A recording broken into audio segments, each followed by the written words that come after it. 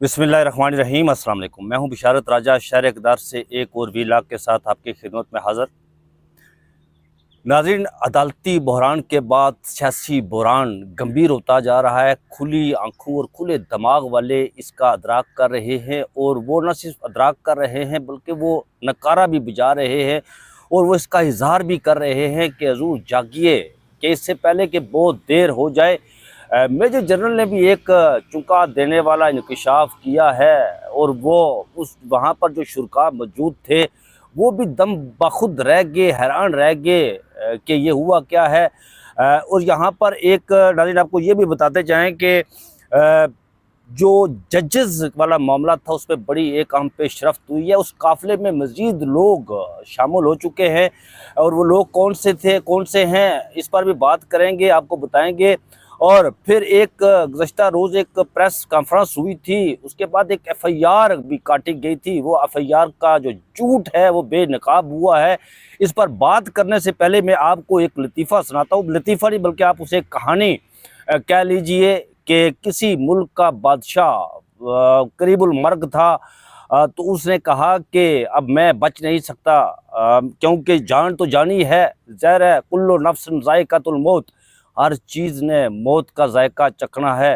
तो उसने एक वसीयत की, अपने मुसाहिबीन को बुलाया और वसीयत की। उन्हें कहा कि कापी थाम लीजिए, कलम थाम लीजिए और लिखिए कि कल सुबह मैं अगर मर गया, मैं चला गया, तो कल सुबह जो आलल सुबह, यानी कि जो ज़ाहिर है उस वक़्त ये जब मैं जिस वक्त की मैं बात कर रहा हूँ, उस वक़्त जो उस मुल्क का सरबराह होता था, वहाँ पर दाखिली दरवाजे होते थे दाखिल होने के लिए। तो उसने कहा कि कल सुबह जो भी बंदा सबसे पहले दाखिली दरवाजे से अंदर आएगा, उसे आपने अपना बादशाह बनाना है। करनी ऐसी हुई अल्लाह की कि उस बादशाह का रात को इंतकाल हो गया। तो लोग अलल सुबह उठे तो उन्होंने देखा कि उस दाखिली दरवाजे से जो उस दारुल हुकूमत था उस मुल्क का, उसके दाखिली दरवाजे से एक गडरिया पोश अंदर दाखिल हुआ। तो लोगों ने उसे पकड़ कर बादशाह बना दिया। बादशाह सलामत जब तख्त पर बैठे तो उन्होंने जो सबसे पहले ऑर्डर जारी किया, वो ऑर्डर ये था कि अपने मसाहिबीन को जो वहाँ मौजूद थे उन्होंने कहा, उन्हें बिठाया, उनसे कहा कि बादशाह सलामत क्या हुक्म है। तो उसने कहा कि हलवा बनाइए, मुझे भी खिलाइए और आप सब भी खाइए हलवे को। हलवा बना, बादशाह सलामत को पेश किया गया और लंगर जारी हुआ, और लोगों ने भी दिल खोल कर, पेट भर कर वो शक्म सैर हुए और खाना उन्होंने हलवा खाया।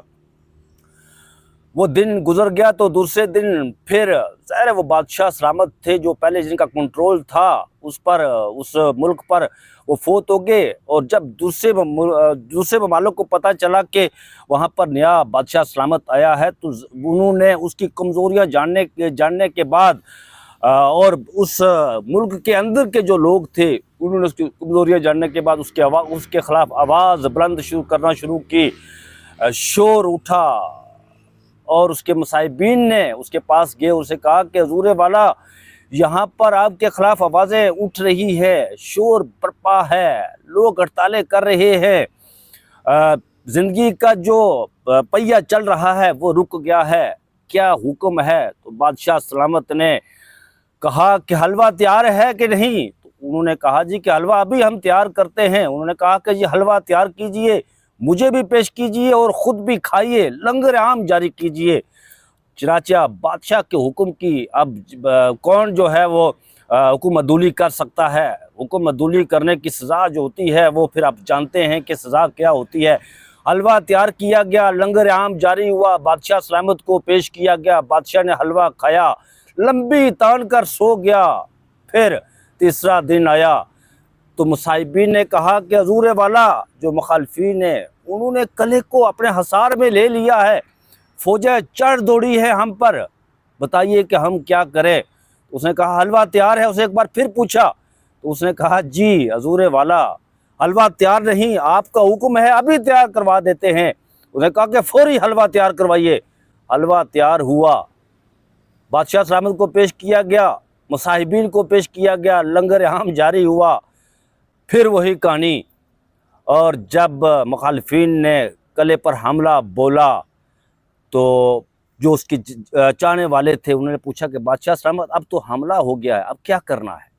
انہوں نے کہا حلوہ تیار کیجئے، کھائیے اور خود اوپری اپنی گدڑی اٹھائی اور چلے گئے۔ انہوں نے کہا میں تو فقیر تھا جو یہاں پر آ کر بیٹھا تھا، اب خود جانے اور آپ کا ملک جانے اور آپ کا شہر جانے، آپ کی سلطنت جانے۔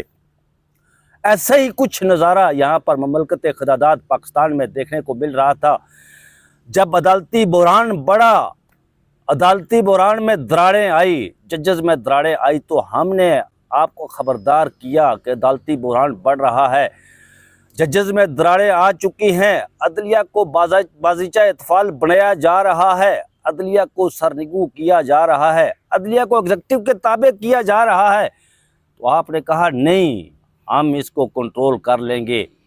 پھر 26ویں آئینی ترمیم لائی گئی، پھر عدلیہ کو جو حشر ہوا، جو کچھ ہوا، تو اس کے بعد آپ سب بخوبی اس سے آگاہ ہے کہ عدلیہ کس طرح بازیچہ اطفال بنی۔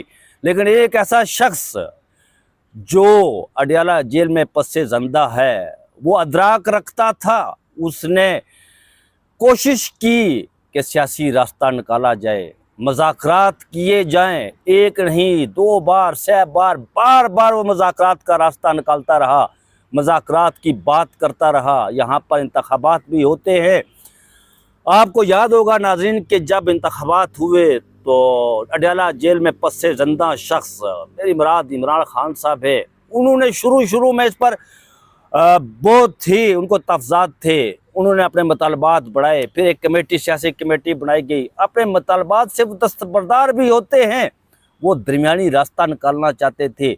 یہاں پر انہوں نے اکتوبر میں جب اس بات کی یہ کال دی کہ بھائی آپ ڈی چوک کی طرف جائے، یہاں آیا جاتا ہے اکتوبر میں، لیکن اس وقت بھی آپ حلوے کے مسل دکھا رہے تھے۔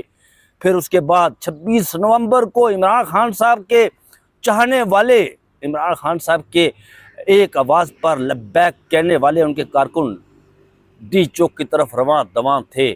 یہاں پر چشم فلک نے دیکھا، آج میں یہ بات بیچ میں آ گئی، اس کی میں بات کروں گا۔ چشم فلک نے دیکھا کہ ایک شخص وہاں پر لگے جو کنٹینر تھا اس پر وہ نماز پڑھ رہا تھا، جب اس نے سلام پھیرا تو پھر اسے اس کنٹینر سے اٹھا کر نیچے پھینک دیا گیا۔ پھینکنے کے بعد پھر رات کو اسی رات یہاں پر گولیاں چلائی گئی۔ عمران خان صاحب اصل میں وہ یہ بات کو تسلیم کر چکے تھے، اس بات کو وہ مان چکے تھے کہ اختیار آپ کے پاس ہے، آئیں بیٹھیں مذاکرات کریں، لیکن آپ ہر وقت انہیں لولی پاپ دیتے رہے۔ مذاکرات کی میز پر بیٹھنے کی بجائے آپ ان سے فرار اختیار کرتے رہے، اور پھر ایسا ہوا کہ آپ انہیں جو گولیوں کے مسل یعنی حلوے کے مسل دکھاتے رہے۔ اب وہ بحران مزید بڑھ گیا ہے، عدالتی بحران کے بعد سیاسی بحران بھی بڑھ گیا ہے۔ عرفان صدیقی صاحب، ناظرین آپ کو بتاتے ہیں کہ جو معتمد خاص ہیں میاں محمد نواز شریف صاحب کے، اس موجودہ حکومت کے وہ قاری خاص ہیں، انہوں نے گزشتہ روز ایک بیان دیا ہے۔ انہوں نے کہا کہ استعفے آنے والے ہیں پاکستان تحریک انصاف، اور کچھ ججز کے حوالے سے انہوں نے بات کی کہ استعفے آئیں گے، لیکن ججز تو خیر استعفے نہیں دیں گے۔ پاکستان تحریک انصاف نے کمیٹیوں سے تو استعفے دے دیے، سینٹ کی کمیٹیوں سے استعفے دیے، قومی اسمبلی کی کمیٹیوں، قائمہ کمیٹیوں سے استعفے دیے۔ اب عرفان صدیقی صاحب یہ کہہ رہے ہیں کہ بھیانک منظرنامہ میں دیکھ رہا ہوں آگے جو آنے والے دنوں میں ہے، وہ یہ محنت ترلا بھی کر رہے ہیں پاکستان تحریک انصاف کا، وہ منتیں کر رہے ہیں، وہ کہہ رہے ہیں کہ پاکستان تحریک انصاف کو اسمبلیاں نہیں چھوڑنی چاہیے، قائمہ کمیٹی انہیں نہیں چھوڑنی چاہیے۔ کل تک یہ لوگ تڑیاں لگا رہے تھے، آپ کو یاد ہوگا ناظرین، یہ وہی عرفان صدیقی صاحب ہیں جب یہاں پر سیاسی کمیٹی کے مذاکرات ہو رہے تھے پاکستان تحریک انصاف اور حکومت کے بیچ، تو جو اعلامیہ جاری کیا گیا تھا وہ عرفان صدیقی صاحب نے پڑھ کر سنایا تھا۔ اس وقت وہ تڑیاں دے رہے تھے۔ عمران خان صاحب کی ایک چال، انہوں نے قائمہ کمیٹی سے استعفے کی بات کی، قومی اسمبلی اور سینٹ کی، وہ استعفے تو دیے گئے، اب یہ ان کی منتیں کر رہے ہیں، ترلے کر رہے ہیں کہ حضور والا ابھی نہ جائیے، ابھی یہاں بیٹھیے، اگر آپ چلے گئے تو پھر ایک ایسا سیاسی جو منظرنامہ ہے وہ بڑا بھیانک منظرنامہ انہیں دکھائی دے رہا ہے، اور وہ یہ بار بار اظہار کر رہے ہیں، وہ ٹیلی ویژن کے پروگراموں میں بیٹھ کر اظہار کر رہے ہیں، وہ اپنے ایکس اکاؤنٹ پر بیٹھ کر اس بات کا اظہار کر رہے ہیں، وہ مختلف نجی محفل میں بیٹھ کر اس بات کا اظہار کر رہے ہیں کہ جو منظرنامہ ہے آنے والا، وہ عدالتی بحران کے بعد سیاسی بحران بھی مزید بڑھ رہا ہے، اور یہ ملک سنبھل نہیں پائے گا ان سے، اور یہ بات وہ کر رہے ہیں۔ اب گویا کے تڑیاں لگانے والے منٹو ترلو پر اتر آئے ہیں۔ یہ تو ایک بات تھی۔ ناظرین آگے چلتا ہوں دوسری بات کی طرف۔ گزشتہ روز میجر جنرل جو ہیں ریٹائرڈ حفیظ الرحمان ہیں، یہ ہیں جناب پی ٹی اے کے چیئرمین، اس پر بات کروں گا۔ انہوں نے ایک کمیٹی میں جو کمیٹی تھی اس میں انکشاف کیا ہے، اور بڑا بھیانک قسم کا انکشاف سامنے آیا ہے۔ جو پاکستانیوں کا ڈیٹا چوری ہوا ہے اس کے حوالے سے انہوں نے کہا ہے کہ 3 لاکھ سے زائد افراد کا ڈیٹا چوری ہوا ہے۔ ان کا یہ کہنا تھا۔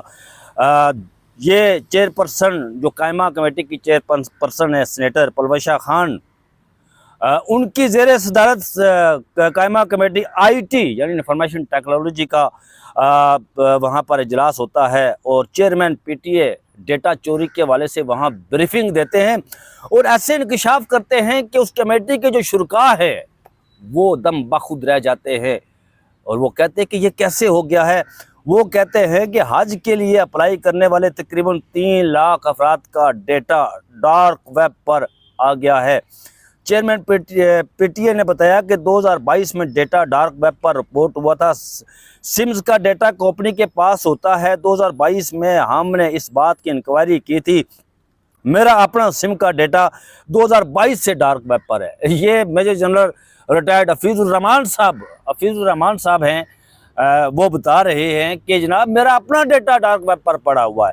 گویا کہ یہ ناکامی کا وہ اعتراف کر رہے ہیں اس کمیٹی میں بیٹھ کر۔ ایک وہ چیئرمین ہیں پی ٹی اے کے پاکستان ٹیلی کمیونیکیشن اتھارٹی کے، وہ کمیٹی کے سامنے بیٹھ کر اپنی ناکامی کا اعتراف کر رہے ہیں، یعنی ان کے پاس روکنے کا کوئی ایسی ٹیکنالوجی نہیں ہے کہ وہ اس ڈیٹا کو چوری ہونے سے وہ روکے۔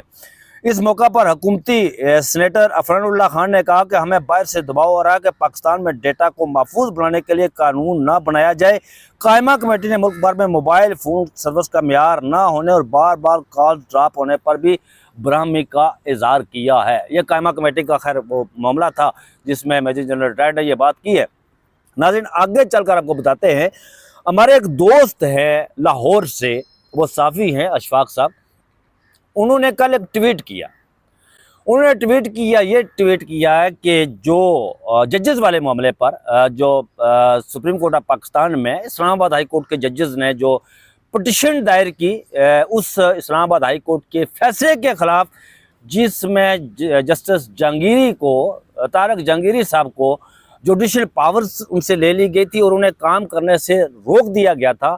آپ نے یہ دیکھا، آپ نے نہیں بلکہ دنیا بھر نے دیکھا، چشم فلک نے یہ دیکھا کہ وہ 5000 ججز، پہلے تو 6 تھے اب وہ 5 ہے، 6 ججز جو ہیں وہ اس گروپ سے علیحدہ ہو گئے ہیں۔ اس گروپ سے علیحدہ ہونے کی کئی وجوہات ہو سکتی ہے، لیکن یہ 5 ججز جب سپریم کورٹ آف پاکستان میں آئے تو یہ جو سائلین کا گیٹ ہے وہاں سے یہ کارڈ لے کر اندر داخل ہوئے، وہاں پر اس کے خلاف پٹیشن دائر کی، اور یہ بڑی پاورفل جو ویڈیو کلپ تھا وہ سامنے آیا، پاورفل امیج سامنے آیا۔